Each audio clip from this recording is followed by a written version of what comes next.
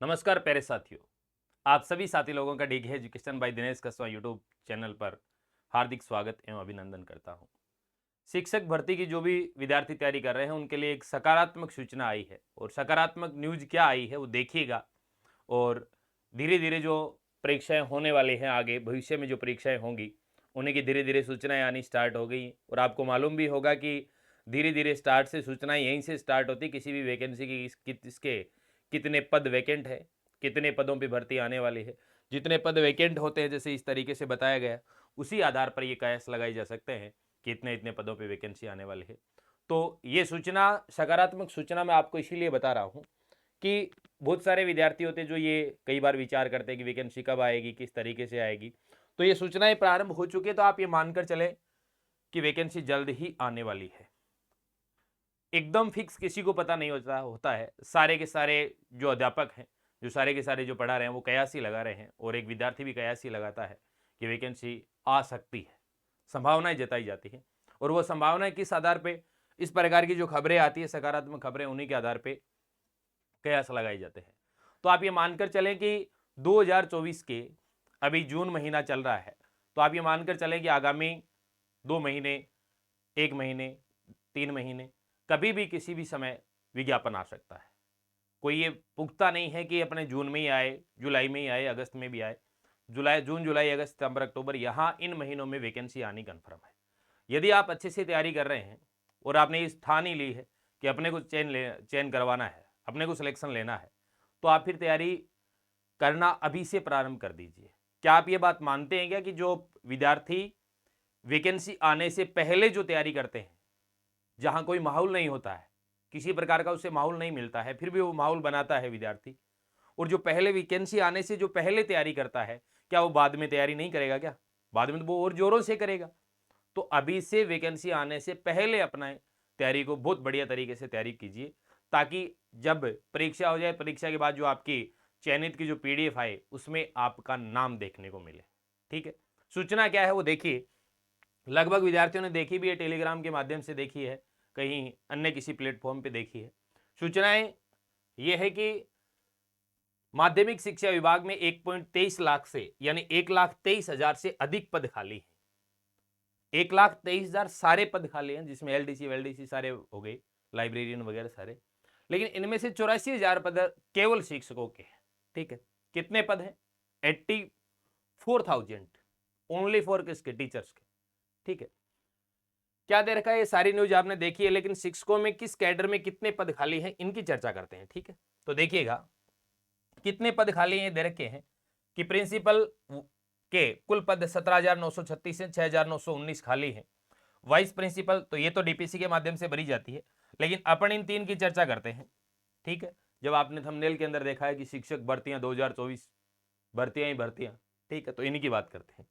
व्याख्याता के हैं 55,017 पद कुल, और 12,618 पद खाली हैं, और इनमें प्लस ही होने की संभावना है। सर कैसे?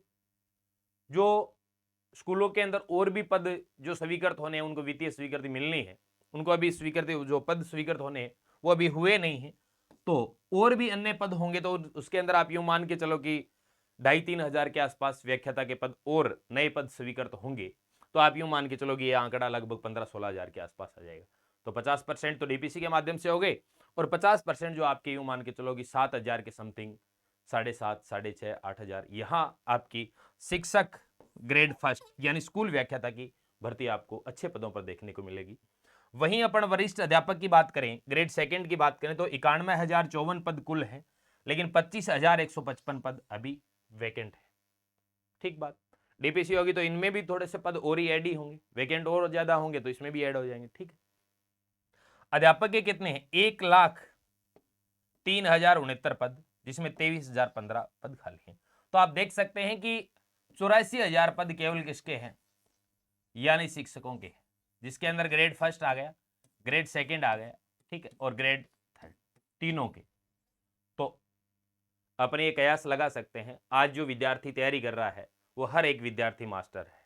ठीक है, बात अलग है कि वो एक सफलता और असफलता के बीच में जूझ रहा है। जैसे कि मान लीजिए कोई 1 नंबर से रह गया, कोई 2 नंबर से।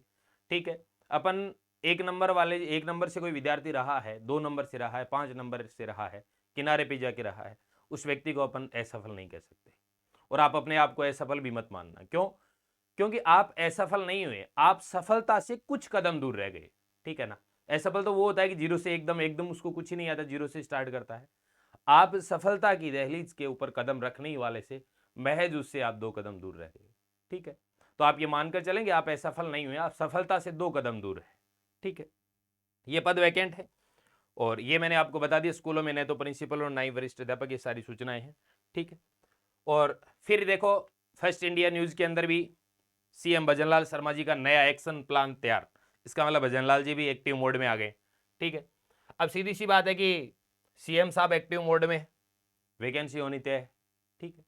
और सारी जानकारी जुटाई रहे और देखो सूचना भी दी हुई है कि युवाओं को रोजगार पर भजनलाल सरकार सक्रिय, ठीक, बहुत अच्छी बात है, ये युवाओं के लिए बेहद अच्छी खबर है। एक एक विभाग की भर्तियों पर रिव्यू कर रहे हैं सीएम भजनलाल। दिल्ली से जयपुर पहुंचते ही सीधे आए सचिवालय, सभी विभागों के उच्च अधिकारियों से लिया फीडबैक। मुख्यमंत्री ले रहे हैं भर्तियों संबंधित महत्वपूर्ण बैठक। और ये बैठक ये जो है ये 8 जून की सुबह की न्यूज है, ठीक है।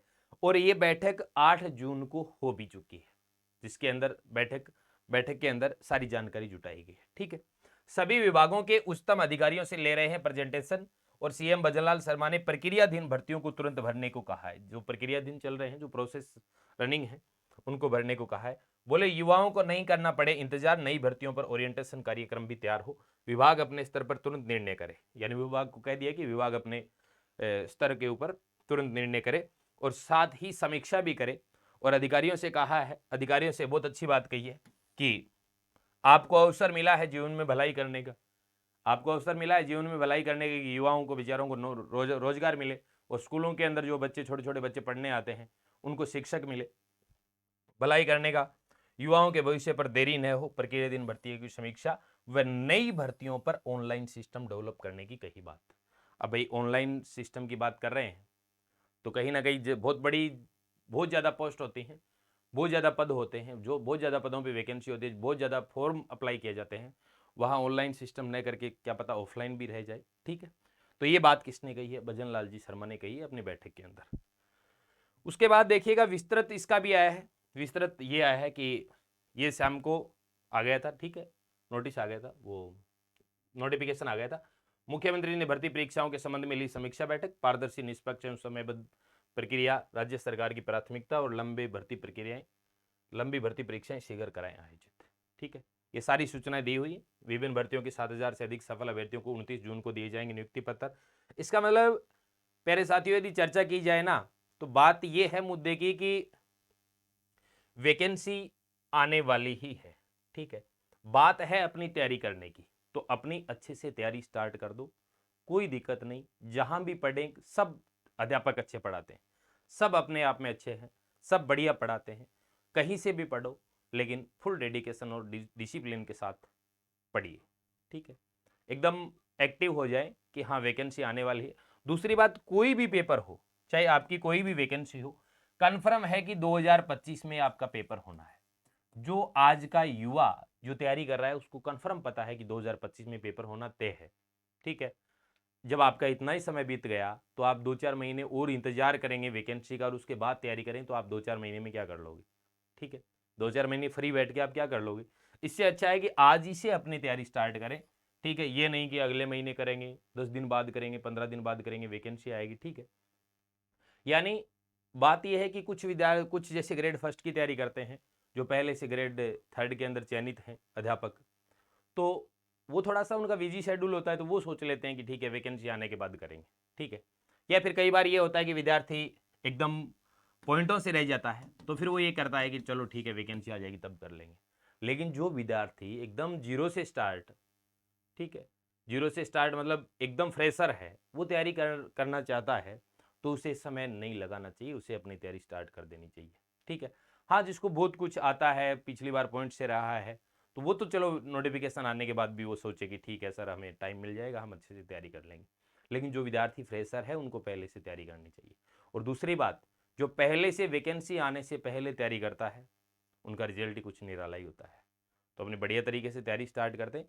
ये सकारात्मक सूचना है आप लोगों के लिए, क्योंकि कई बार विद्यार्थी थोड़ी बहुत सूचना देखने को, तो अब आपको तैयारी कर देनी स्टार्ट कर देनी चाहिए। ठीक है, कतई आपको बिल्कुल भी ज़्यादा सोच विचार नहीं करना चाहिए। ठीक है, आप बढ़िया तरीके से अपने कमरे में बैठ के सोच लीजिए कि सर ग्रेड फर्स्ट की करनी है, ग्रेड सेकंड की करनी है, ग्रेड थर्ड की करनी है। सोच लिया, उसके बाद तैयारी स्टार्ट।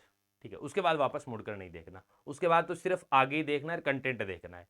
एक अध्यापक का या फिर एक किसी संस्था का आपने कोर्स ले लिया, आपने बढ़िया, आपको अच्छा लगा कि हाँ सर इसका समझाने का तरीका सही है, बढ़िया तरीके से अध्यापक पढ़ा रहे हैं, पूरी टीम अच्छे से पढ़ा रही है, या एक सिंगल अध्यापक है तो भी बहुत अच्छे से अपना सब्जेक्ट पढ़ा रहा है, बढ़िया तरीके से पढ़ो, टॉपिक पढ़ो, टॉपिक पढ़ने के बाद अपना टेस्ट दो।